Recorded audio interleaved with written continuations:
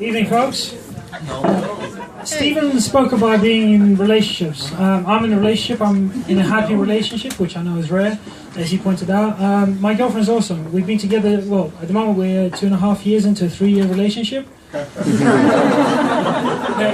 It's going great, but I started picking up on little hints that it's coming to an end. Like, you know, she started looking after herself a bit more. She started going to the gym. She's got a one-way ticket back to Australia.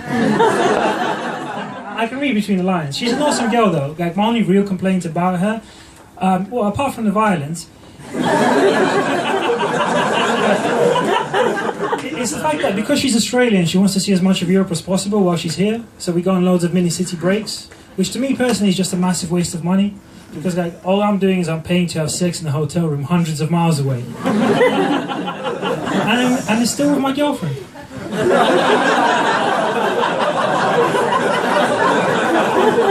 When my mum found out she was leaving, she got really upset and she sat me down for a serious talk. She was like, Dimitri, you have to stop dating these exotic girls. Because, you know, like I had a Chinese girlfriend, a Colombian girlfriend, and an Australian one. They were all lovely girls, but they all end up leaving. And she was like, you have to find yourself a nice local girl and settle down.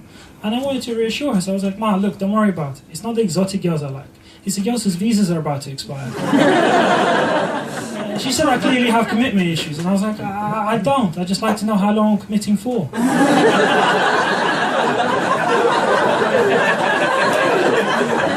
Now, folks, you probably won't have realised this, but I'm actually mixed-raced. My father's Russian and my mother's Ukrainian, which makes me my own worst enemy. And it's also the reason why for the last year or so I've been pretending to be Greek. It's just easier than having that same conversation over and over again. Because people always ask me what I think about the conflict. And I'm like, guys, I haven't been following the news, so I really don't know enough about the situation in Syria to comment. And the reason I do that little deflect is because the Russia-Ukraine thing, no one's ever happy to hear what I have to say, because I personally couldn't give a fuck. It doesn't matter to me who wins, I can claim allegiance either way. And more importantly, I have a British passport, so fuck them.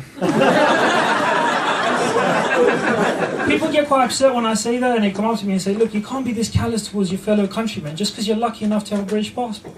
Fuck that. Luck has nothing to do with it. I worked hard, I saved up, I got myself a passport off eBay fair and square.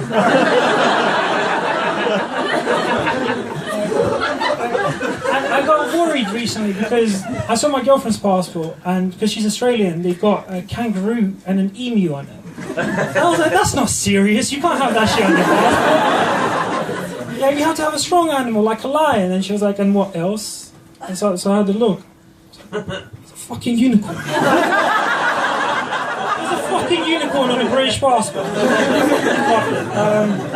Yeah, I'll be honest with you folks, I've been saying the jokes about my girlfriend for so long now that she's actually left. It was alright, like it was a happy breakup sort of thing, because you know we knew it was coming in advance, because like, well, she bought the ticket. But the hardest thing for me about the breakup was that we had all these things that we bought together that were like, you know, too expensive to just throw away, but too sentimental to keep. Like, so we decided to give them away to our friends, but none of our friends were happy to get the used sex toys. It was a real shame. Last year was like a huge year for me as well, because I used to be a letting negotiator in Islington, which is just a long way of saying cunt.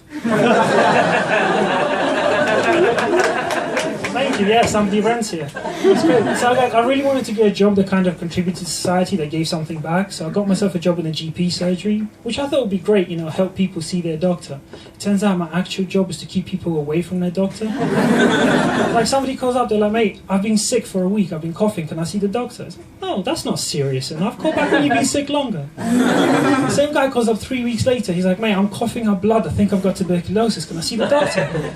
No, that is too serious for the doctor. Fuck off to the hospital.